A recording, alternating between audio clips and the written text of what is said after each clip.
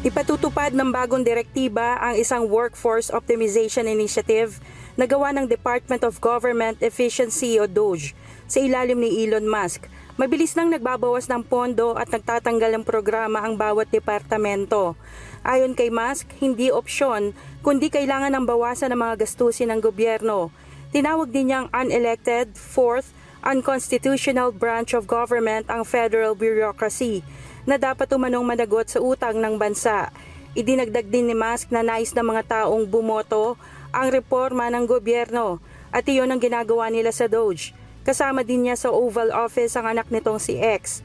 Iniutos naman sa lahat ng puno ng mga ahensya ng gobyerno na kumonsulta at makipagtulungan sa DOGE para mabawasan ang federal workforce at i-hire lamang ang mga kinakailangang posisyon.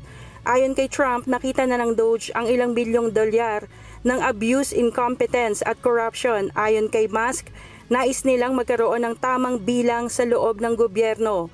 Sa panibagong order, isa lang ang maaaring ipalit sa bawat 4 na empleyadong aalis. Hindi naman kasama dito ang mga departamentong may kaugnayan sa immigration, law enforcement at public safety. Magkakaroon din ng bagong alituntunin ng US Office of Personnel Management sa pagkuha ng mga bagong manggagawa, kabilang na ang Standards of Conduct. Kailangan din magsumite ng status report ang bawat puno ng mga ahensya sa Office of Management and Budget kada 30 araw. Kat Carriedo, humahataw sa balita ngayon.